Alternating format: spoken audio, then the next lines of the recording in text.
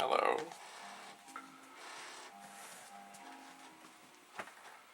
So, we are continuing copying discs. How exciting.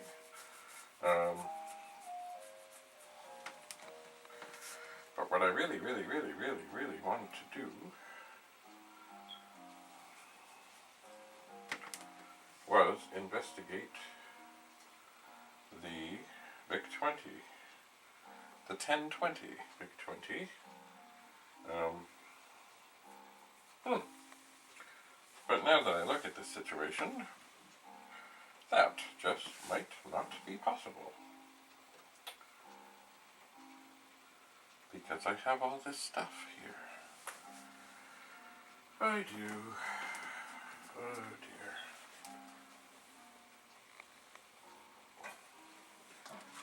Just terrible. Let's see.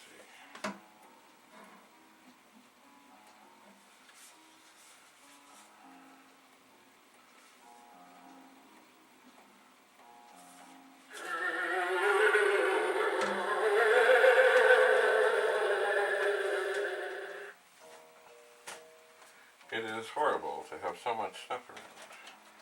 What is it? Let's see. Did I mark this?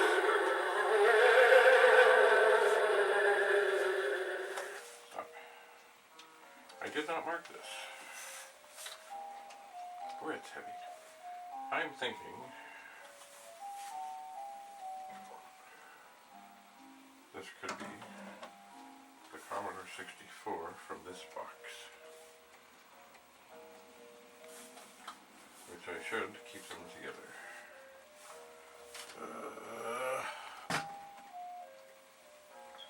Did I mark this? No, I know what this is. This works. This is what I've been testing things with. Here is also a good thing.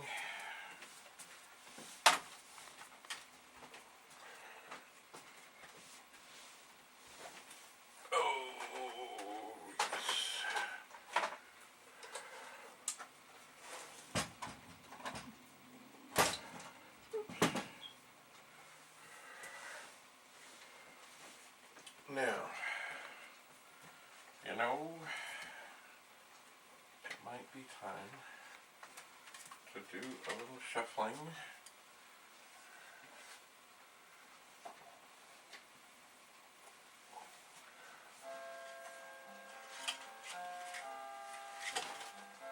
Not that I am not following and appreciating the Toronto Maple Leafs, but this seems more appropriate. And yes, this, by the way, in case you've not noticed, this is all disk drives. And the odd other little thing, but disk drives, lots of them. It is. Here, of course, is my disk box, which I'm going to move up onto this other monitor.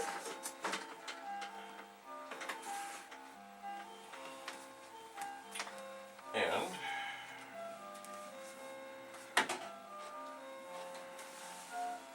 yeah, this is empty. Sorry, this is not empty. Now, there is on this, isn't it lovely? There is a serial number. Where'd it go? There was. Somewhere. Oh, there it is on the side. Don't slide away. Don't slide away. But I think this machine, which did not work, is the one from here. And it was. So, we must document.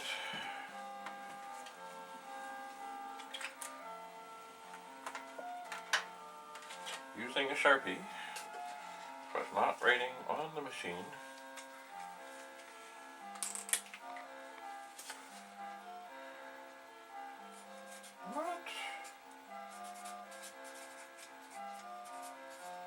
not working. From box. From original box.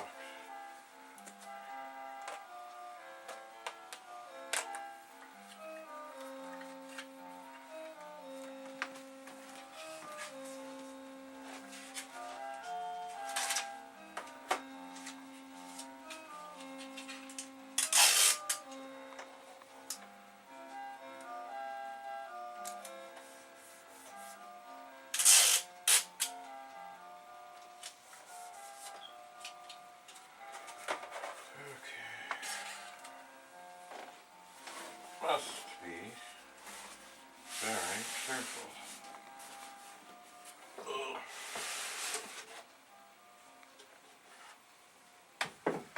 The box is just white. That's all it is. The sleeve is where it's at. And the original styrofoam. So we will look at this at some point to get and see what's up with it. Ooh. But for the moment, put this back into the original box. I do not think we ever checked the power supply that's in there. Oh well, there's another time.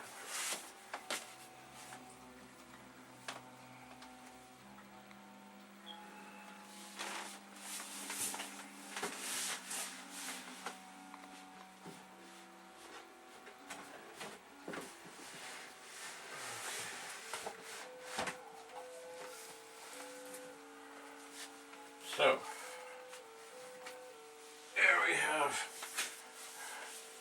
an original, not original, but a Canadian sleeve, which proudly proclaims, made in the USA.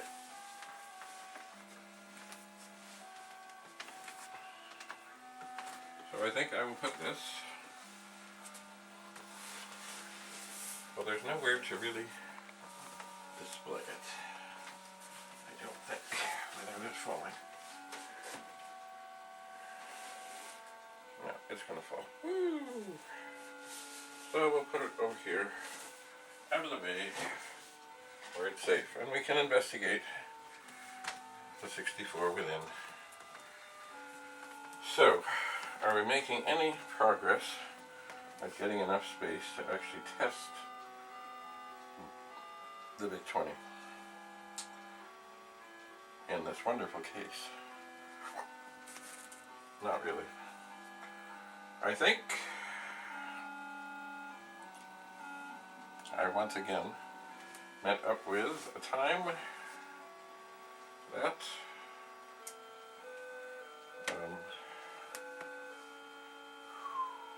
well, I have been sort of stymied by the pets. Especially this one that was working just dandy and beautiful and magical, and then it wasn't. So, that has thrown me a bit. But they're still here. How could they not be? So, I do need to get on with them. Although it's always nice to get other things working, such as I found the 64 in a box. And this 1541 was also in a box. Yes. Oh. There's something copied. It's called CBM Theme. I wonder what that is. I suspect once I hear it, I will know. But I don't remember. Well, yes, the copying continues.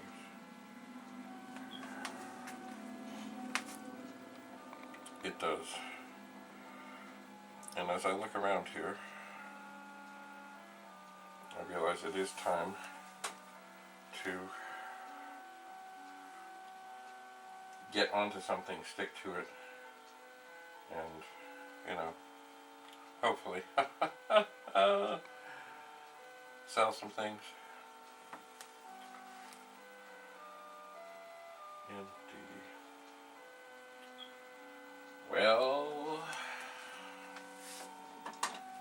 was easy. I suppose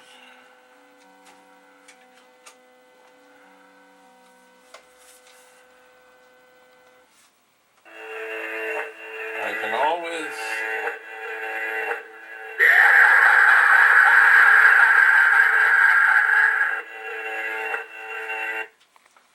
can always rejoice at that. Yes, I'm just moving a couple things behind here. Maybe. I was just thinking maybe I could make a little space here. But I don't think so. I think I really need the space here. I mean, I can shift this a little, but it's not going to make any difference. So, yeah, so what is this doing? Remember, I have two 1581s here. I tested one, and pretty much filled the disk using copy all. But then found, of course, that the menu program and even copy all wasn't happy. So I need to tinker. I did have a disk of programs, supposedly, that came with the 1581, I think. But I doofed up and managed to format it. So that's not good. What else do I have around here? I have, I did bring in some Amiga things from the garage, so they are attaining room temperature, and they are nicely attaining room temperature. They are. So, this continues to copy.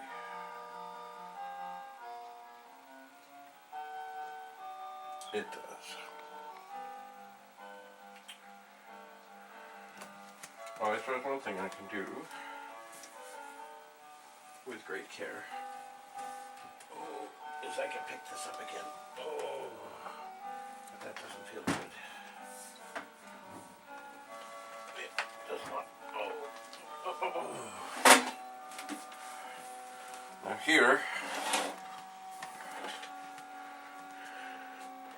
is a mighty dirty Vic-20.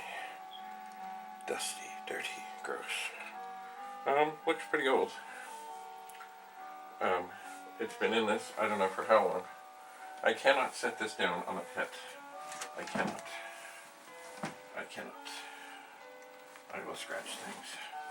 Let me see if I can get the lid open a little bit. And you can see some of the magic inside. Look, 5 built-in cartridge ports with a whole circuit board and perhaps another power supply. It also has a video cable. Let me just... It's heavy. Commodore, you know, they made filing cabinets. They were very good at finding ways to promote their different parts. Oh, there's Avenger. 16K. It looks like they're around things. I'm just going to plug the other cartridges in so they don't rattle around. I think that's what I'll do. I think. So yes, another way the Commodore kept their metalworking working. Anyway,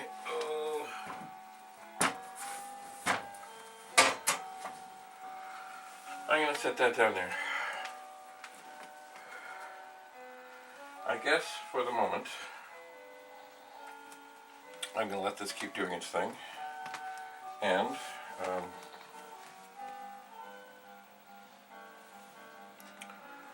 I will clear some space so we can look at the Vic-20, I suppose.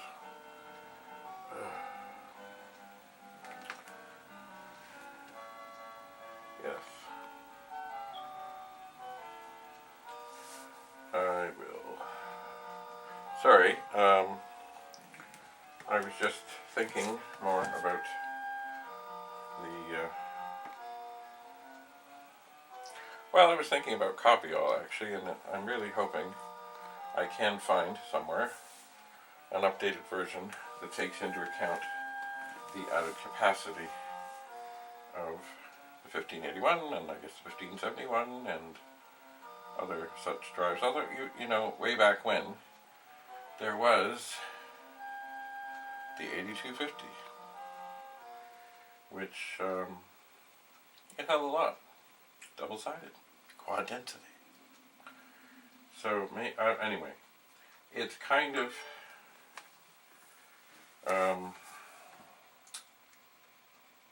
not daunting, but I mean, I would like Copy-All to work for me when I do things between these drives. I would like it, but it's not. Something is not happening. So basically, I have to go into and look at the programming genius of Jim Butterfield and try and figure out what up. I suspect it's just that there's too many files. I think. Or maybe it's something to do with the number of blocks that just throws it, because it never expected to encounter something like that. I don't know. But when I do that, I think I'll have a chair handy, and I will set up a monitor, and can go in and try and figure out what are these errors that are coming up, and why they are coming up. And I will think of Jim, who was beyond a character. Oh, interesting thing, I was down visiting with my mother. She was also involved in T-Bug, and looking through some slides, which are now in the hands of my brother. And indeed, some probably unknown, unseen ever pictures of Jim Butterfield were in the slides. Now, maybe I should back up a bit. Do you know what slides are?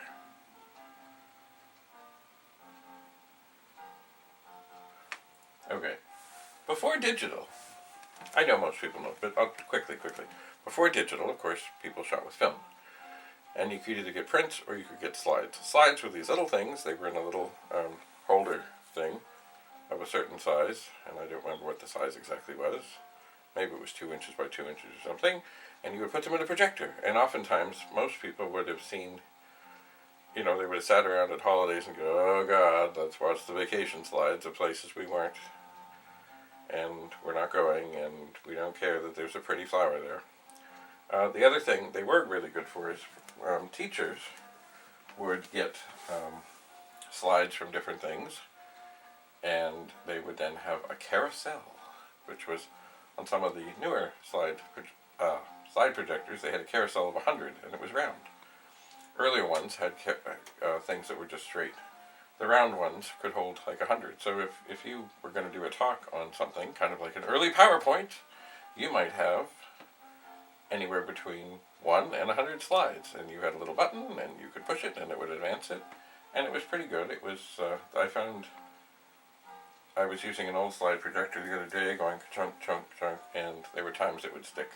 But the ones on the carousel were pretty good and pretty accurate, pretty fine. So slides were basically what would happen if you didn't want to get prints. But you could get prints at the same time, or you could get prints off a slide. Actually, I remember stories of, for some presentations and things, if needed in a hurry, slides would, basically end up getting an airline seat to sit there and end up across the country for some presentation in a hurry. This was when I was in Florida. There was a fellow not far from us who did things, and actually what he would do things on the screen, and then he had this special thing that went over the monitor that blocked out all other light, that he could shoot really clear, magical, beautiful pictures of the screen. And then the slides would be sent here, there, and everywhere for presentations, and he did quite well. He was quite something. We always knew any day he came into the store that it was probably going to be a good day. But we were very helpful to him. Anyway, enough. I'm going to keep on with this copying and try and get things out of the way, and then I really got to get back to the pets and figure out what's what. And who knows, maybe I'll have another surprise. I suspect I'm going to make another journey to the garage, perhaps even the basement. Certainly there are Amigas warming up. And no, that doesn't mean I plugged them in, they're just warming up. So, until we meet again, and we will look at the Vic-20 the next time. We will. Unless we don't. Bye.